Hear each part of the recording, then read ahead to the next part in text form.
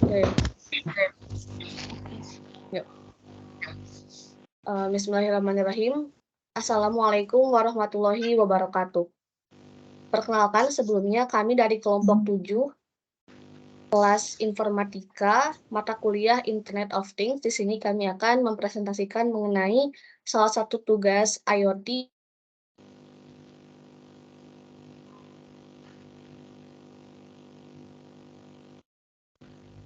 Lanjut.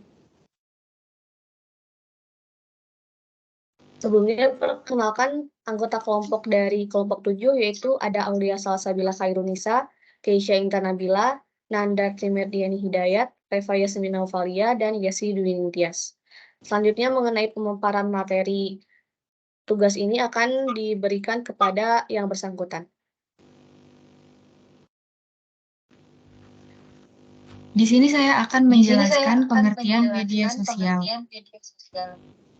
Apa sih media sosial itu? Media sosial adalah sarana komunikasi dan pemasaran di mana orang dapat berbagi pemikiran, ide, dan pengalaman mereka dengan orang lain. Media sosial dikelompokkan menjadi beberapa bagian besar, yaitu social network, media sosial untuk bersosialisasi. Contohnya seperti Facebook dan LinkedIn. Yang kedua ada Discuss, yaitu media sosial yang memfasilitasi sekelompok orang untuk melakukan obrolan dan diskusi. Contohnya seperti Google Talk dan Yahoo. Yaitu ada juga Share, contohnya seperti YouTube dan Feedback. Ada Publish, contohnya seperti WordPress dan Wikipedia. Ada juga Social Game, yaitu media sosial berupa game yang dapat dimainkan bersama-sama. Contohnya Congregate.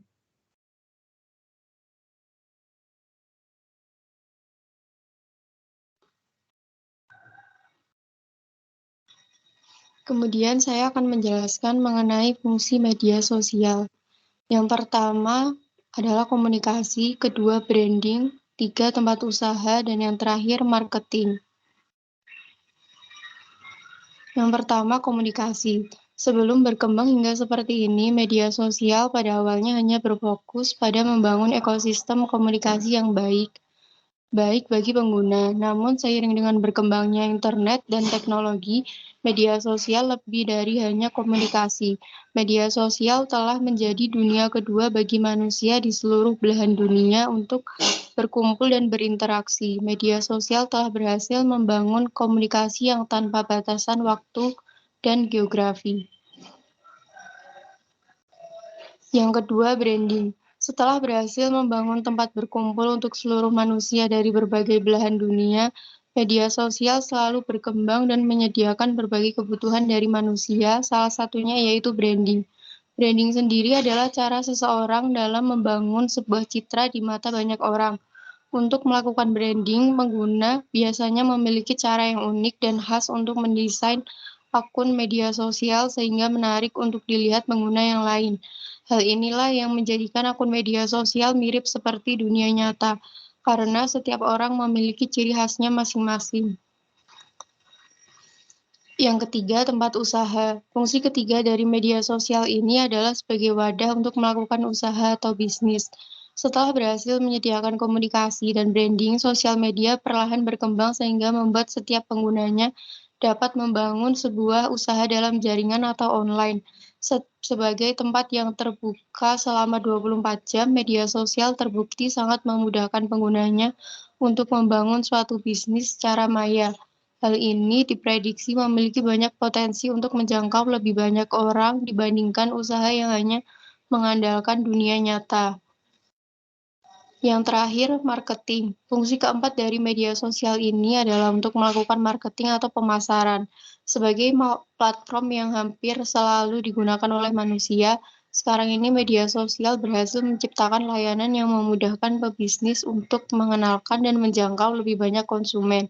Cara ini terbukti efektif untuk meningkatkan keuntungan dan memudahkan pengguna untuk mendapatkan kebutuhannya.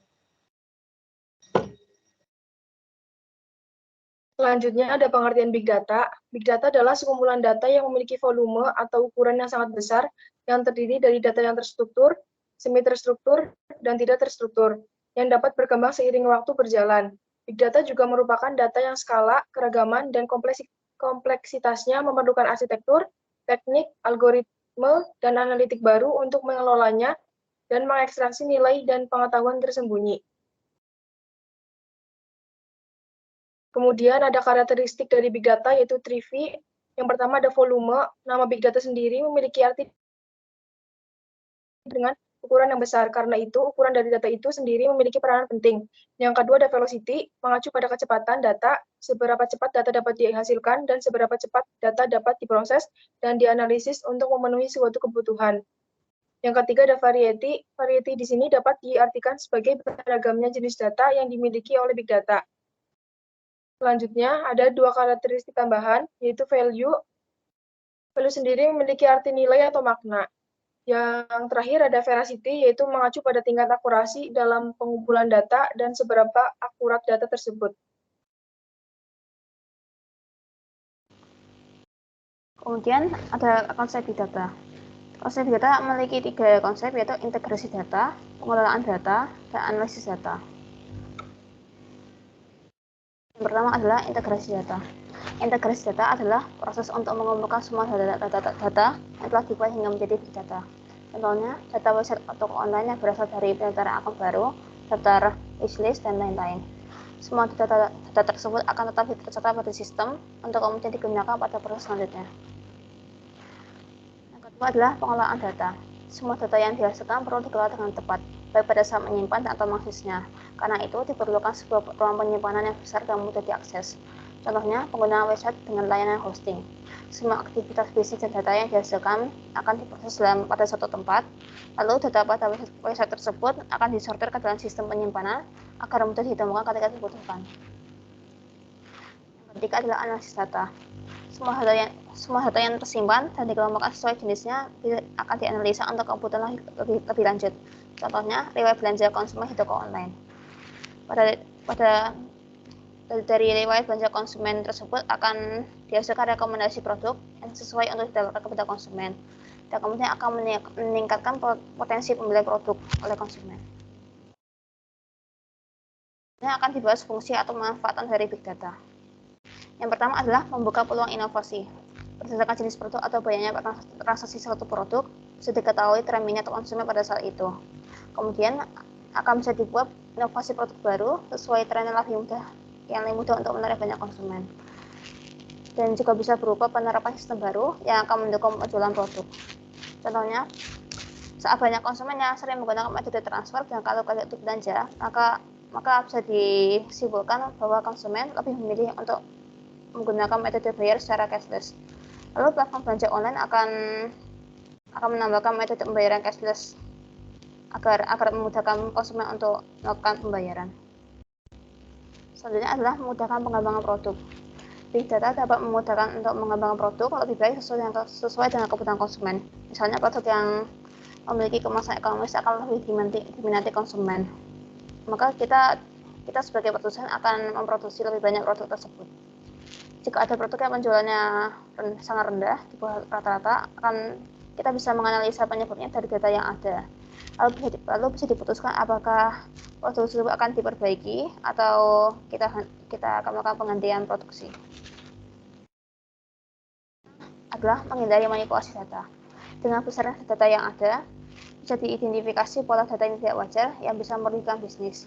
Contohnya, jika terjadi angka pengeluaran untuk membeli bahan baku yang lebih besar dari seharusnya, maka bisa digunakan big data untuk mengecek apakah ada kenaikan harga atau apakah ada penambahan jumlah bahan baku yang dibeli. Hal ini bisa mencegah terjadinya manipulasi data karena semua data sudah tercatat dan dapat diakses secara mudah dan cepat.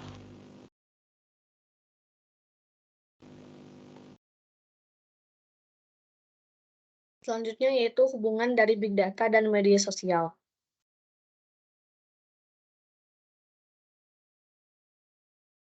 Nah, seperti yang kita ketahui telah dijelaskan juga oleh pemateri sebelumnya, yaitu media sosial merupakan media yang sangat memiliki banyak sekali sumber data, baik itu berupa foto, video, maupun data-data yang lainnya, juga dalam bentuk baik itu statis maupun dinamis.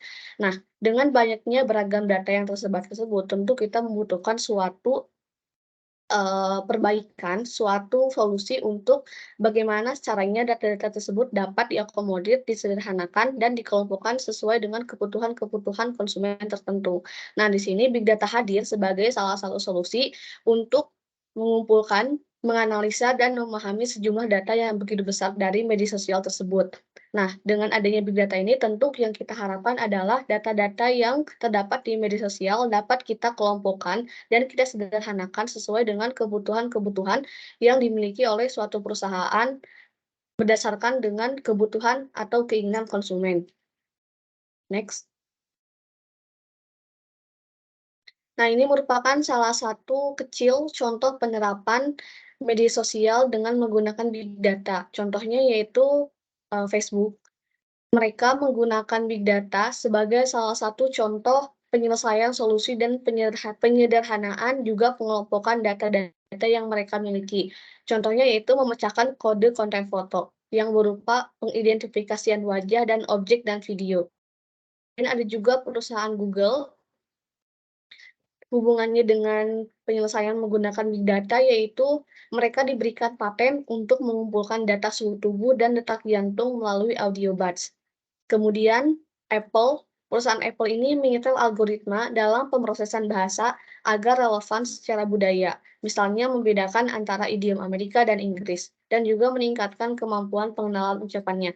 Nah, dari 3 contoh ini, sebenarnya masih banyak contoh-contoh, hanya kami di sini mengambil 3 saja sebagai contoh dan sebagai gambaran bagaimana sih hubungan antara media sosial dan big data. Nah, dari ketiga contoh ini, kita dapat simpulkan bahwasannya data-data yang mereka miliki, yang dari Facebook, Google, dan Apple ini merupakan data yang sangat begitu banyak jenisnya dan dengan beragam bentuk.